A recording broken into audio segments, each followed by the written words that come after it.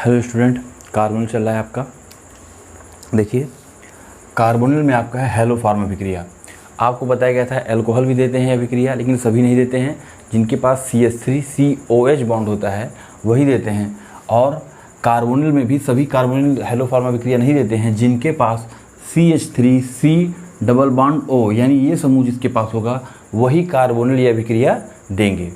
यानी कि haloform reaction ऐसे कार्बोनिल से देंगे जिनमें CH3C डबल बॉन्ड O समूह होगा। ठीक है, अब देखिए आप, अब जैसे एस्टेल्डिहाइड है, एस्टेल्डिहाइड पे देखिए क्या होता है। एस्टेल्डिहाइड का फार्मूला होता है CH3CHO, जिसको हम लोग ऐसे लिख सकते हैं। ठीक, तो ये समूह देखिए इसमें है इसलिए ये हेलोफॉर्म अभिक्रिया देगा। ठीक है, लेकिन अगर हम बात करें फॉर्मेल्डिहाइड की, फॉर्मेल्डिहाइड का फार्मूला ये होता है, तो क्या इसमें ये समूह है? नहीं है, इसलिए ये हेलोफॉर्म अभिक्रिया नहीं देगा। तो आपका विभेद भी पूछा जाता है कि एस्टेल्डिहाइड का मतलब होगा CH3CHO। एस्टेल्डिहाइड और फॉर्मेल्डिहाइड में विभेद दीजिए या अंतर स्पष्ट कीजिए। विभेद का मतलब कौन सी अभिक्रिया ये देता है या ये नहीं देता है ना। तो आपका ये जो है हेलोफॉर्म अभिक्रिया देता है और ये हेलोफॉर्म अभिक्रिया नहीं देता है, क्योंकि इसके पास ये वाला समूह नहीं होता है। ठीक, और देखिए, अब देखिए हेलोफॉर्म अभिक्रिया होती क्या है। ऐसे कार्बोनिल जिनके पास CH3C डबल बॉन्ड समूह होता है, ये क्या करते हैं, क्षारीय माध्यम में हैलोजन के साथ क्रिया करके हेलोफॉर्म अभिक्रिया देते हैं। हेलोफॉर्म अभिक्रिया का मतलब हेलोफॉर्म बनाते हैं। ठीक है, अब यहाँ देखिए क्या होगा कि जिनके पास ऐसे कार्बोनिल जिनके पास CH3C डबल बॉन्ड O समूह होगा, वो क्या करेंगे, वो क्षारीय माध्यम में, क्षारीय माध्यम का मतलब वहाँ पे NaOH या KOH कुछ होना चाहिए। क्षारीय माध्यम में हैलोजन के साथ क्रिया, हैलोजन का मतलब हो गया आपके सामने X2 हेलोजन। ठीक है, आप जानते हैं क्लोरीन, ब्लोरीन, ब्रोमीन, फ्लोरीन कुछ भी हो सकती है, आयोडीन हो सकती है। तो अब अगर जब हम इसकी क्रिया कराएंगे तो जो हम हेलोजन लेकर चलेंगे वही हेलोफॉर्म बनेगा। जैसे अगर हम हेलोजन लेकर चलेंगे तो हमारा बनेगा ClX3, यही है आपका हेलोफॉर्म। अगर हम यहाँ पे ब्रोमीन लेकर चलेंगे तो हमारा बनेगा ये CH रहेगा आपका CH ऐसे। ठीक है, ब्रोमीन लेकर चलोगे तो ये बनेगा CHBr3, इसको हम बोलते हैं ब्रोमोफॉर्म। अगर आयोडीन लेकर चलेंगे यहाँ पे तो ये बन जाएगा CHI3 आयोडोफॉर्म। ठीक है वही चीज़, बस आप कौन सी हेलोजन लेकर चल रहे हैं। ब्रोमीन लेकर चलोगे तो ब्रोमोफॉर्म और आयोडीन लेकर चलोगे तो आयोडोफॉर्म, और क्लोरीन लेकर चलोगे तो क्लोरोफॉर्म बनेगी। ठीक है, तो इसको ओवरऑल हम क्या बोलते हैं, हेलोफॉर्म अभिक्रिया, क्योंकि इसमें क्या बनती है, हेलोफॉर्म बनती है CHX3। ठीक है, तो अब देखिए इसमें क्या होता है, जब हम एस्टेल्डिहाइड का रिएक्शन किससे कराते हैं, क्लोरीन से और क्षारीय माध्यम यानी NaOH के साथ कराते हैं, तो सबसे पहले आपका बनेगा CCl3CHO बनेगा। ठीक है, CCl3CHO क्या है, ट्राईक्लोरो एस्टेल्डिहाइड, जिसको हम लोग क्या बोलते हैं, क्लोरल। क्लोरल बहुत पूछा जाता है, क्लोरल क्या होता है, तो यही आपका है ट्राईक्लोरो एस्टेल्डिहाइड। अब देखिए कैसे बना ये, देखिए इस तरह बना है। इसमें देखिए थोड़ा इसको साफ कर दिया जाए। देखिए ये कितना है आपका, यहाँ पे है 3 क्लोरीन के अणु हैं यानी मॉलिक्यूल हैं, तो यानी कि यहाँ पे कितने हैं, 6 Cl हैं। ठीक है, 6 Cl है ना, और यहाँ पे कितना था, 3 NaOH था, तो यहाँ से 3 Cl इसके साथ निकल गया, 3 Cl निकल गया इसके साथ, यहाँ कितना बचा, 3 Cl बचा। अब ये 3 Cl जो बचे, देखिए 3 Cl तो Na के साथ निकल गया 3 NaCl के रूप में।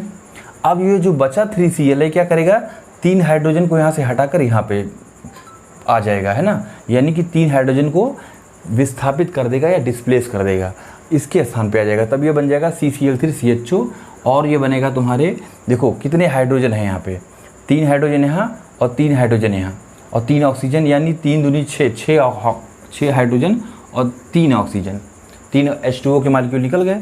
अब इधर देखिए यहाँ पे यही होगा कि अब ये जो बना हुआ ट्राईक्लोरो एस्टेल्डिहाइड एंड क्लोरल है, ये दूसरे स्टेप में क्या करेगा, NaOH से रिएक्शन करेगा। जब NaOH से रिएक्शन करेगा तो क्या बनाएगा, CHCl3 यानी क्लोरोफॉर्म बन गया, और साथ में क्या बनाएगा, सोडियम फार्मेट, इसका नाम है सोडियम फार्मेट। ठीक है, HCOONA ये बनेगा।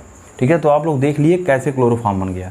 अब इधर देखिए दूसरा रिएक्शन, अब हेलोफॉर्म रिएक्शन एस्टेल्डिहाइड भी देगा और एसीटोन भी देगा। एसीटोन क्यों देगा, क्योंकि एसीटोन का फार्मूला क्या होता है, एसीटोन का फार्मूला ये होता है ना। और इसमें देखो ये वाला समूह इसमें आ गया है CH3C डबल बॉन्ड O, जब ये समूह आ गया है तो ये भी देगा, ये भी देगा, है ना। अब देखिए कैसे देगा, फिर वही कंडीशन, रिएक्शन कंडीशन वही रहेगी, क्षारीय माध्यम में हेलोजन के साथ क्रिया। ठीक, सेम वही काम होगा, 3 दूनी 6 क्लोरीन परमाणु हैं, तीन Na के साथ आपके निकल जाएंगे 3NaCl और 3H2O बन जाएगा। अब जो बचे इसको आप जोड़ दीजिए, क्या बचेगा CCl3COCH3, इसका नाम है ट्राइक्लोरो एसीटोन। तो वही काम हुआ है सेम, यहाँ से 3 हाइड्रोजन रिप्लेस हो गई है 3 क्लोरीन के द्वारा, 3 क्लोरीन आके यहाँ पे जुड़ गई, बन गया ट्राइक्लोरो एसीटोन।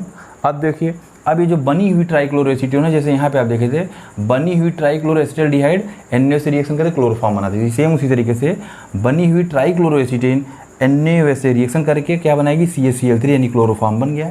और साथ में क्या बनाएगा CH3COONA, इसका नाम है सोडियम एसीटेट, यहाँ बनी सोडियम फार्मेट, यहाँ बनी सोडियम एसीटेट, ठीक है। CH3COONA क्या है, सोडियम एसीटेट साल्ट है ये। तो ये आप लोग देख लिए कि हेलोफॉर्म अभिक्रिया क्या होती है, ठीक।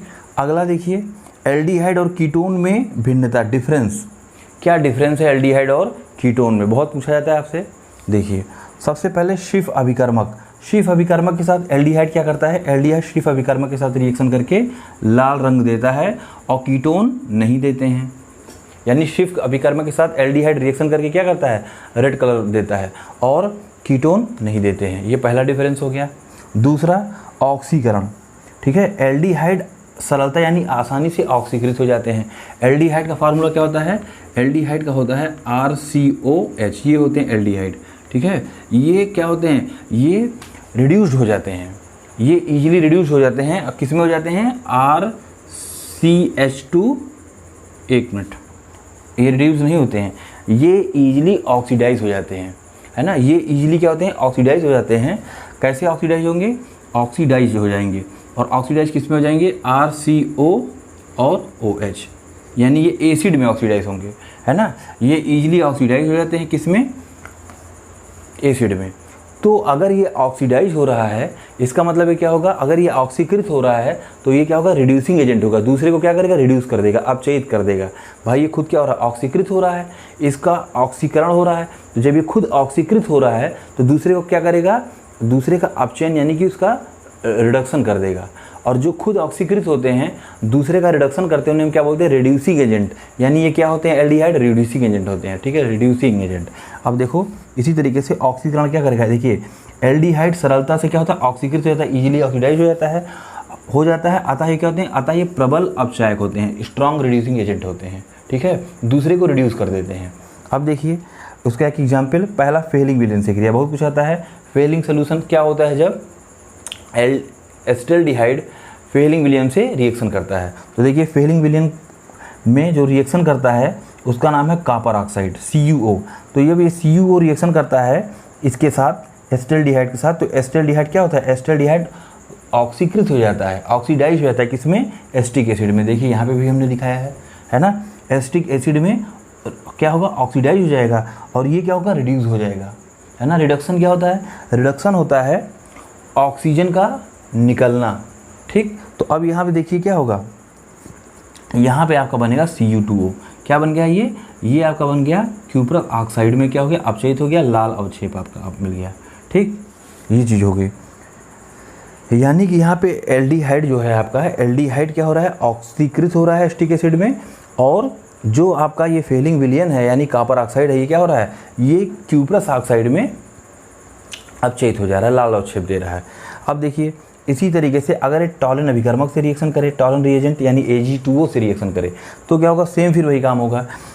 ये भी फिर क्या होगा, एसिटाल्डिहाइड एसिटिक एसिड में ऑक्सीकृत हो जाएगा और टॉलन रिएजेंट को क्या होगा, रिड्यूस्ड कर देगा। भाई टॉलन रिएजेंट रिडक्शन क्या होता है, ऑक्सीजन का निकलना या हाइड्रोजन का जुड़ना। तो यहाँ पे देखिए ऑक्सीजन यहाँ से निकल रहा है, ये देखिए Ag2O जो कि सिल्वर का ऑक्साइड है, किस में चेंज हो गया, सिल्वर में चेंज हो गया, रिड्यूस्ड हो गया, ठीक। तो ये रिड्यूस हो रहा है और ये ऑक्सीडाइज हो रहा है। इसका रिडक्शन कर कौन रहा है, इसका रिडक्शन कर रहा है ये, है ना, इसका रिडक्शन, भाई इसका रिडक्शन हो रहा है, यानी इसमें से ऑक्सीजन रिमूव हो रहा है। और कौन कर रहा है ये काम, ये कर रहा है, ये कर रहा है, तो इसलिए क्या होगा, ये रिड्यूसिंग एजेंट होगा, ठीक है। और ये खुद ऑक्सीडाइज हो गया, देखिए खुद इसमें ऑक्सीजन जुड़ गया, खुद देखिए एसिटाल्डिहाइड में खुद ऑक्सीजन जुड़ गया, इसलिए ऑक्सीडाइज हो गया, ठीक है। इसका ऑक्सीजन हट रहा है इसलिए इसका रिडक्शन हो रहा है, और इसका रिडक्शन कर कौन रहा है, ये कर रहा है, ठीक। इसलिए ये खुद तो ऑक्सीडाइज होगा, लेकिन इसके लिए किसका बिहेव करेगा, रिड्यूसिंग एजेंट का काम करेगा। जो खुद ऑक्सीडाइज होते हैं वो दूसरे के लिए रिड्यूसिंग एजेंट का काम करते हैं, ठीक है। अब ये देखिए, और यहाँ क्या मिला, काला अवक्षेप मिल गया, सिल्वर बनता है, सिल्वर मिरर बनता है और काला अवक्षेप नीचे बैठ जाता है। देखो ये क्रिया जो है कीटोन, ये दोनों अभिक्रिया, ये दोनों नहीं, ये तीनों अभिक्रिया कीटोन नहीं देते हैं। तो ये एल्डिहाइड और कीटोन में 3 अंतर आपके सामने हो गए, 3 डिफरेंस हो गए। शिफ अभिकर्मक एल्डिहाइड देता है लाल रंग, कीटोन नहीं देता है। टॉलिन अभिकर्मक यानी Ag2O के साथ रिएक्शन काला अवक्षेप बनता है, एल्डिहाइड देता है, कीटोन नहीं देता है। और आपका कौन सा है, और आपका है फेलिंग विलियन। फेलिंग विलियन यानी CuO, इसके साथ भी कौन रिएक्शन देगा, एल्डिहाइड रिएक्शन देगा, लाल अवक्षेप बनाएगा, लेकिन कीटोन ये अभिक्रिया नहीं देते हैं। ठीक है, तो ये आपकी चीज़ें हो गई, इनको आप देख लो, बहुत पूछा जाता है ये। या तो तुमसे पूछ लिया जाएगा एल्डिहाइड और कीटोन में डिफरेंस पूछ लेगा, या एस्टल्डिहाइड और फॉर्मेल्डिहाइड में पूछ लेगा। ठीक, इसको आप लोग कॉपी कर लो।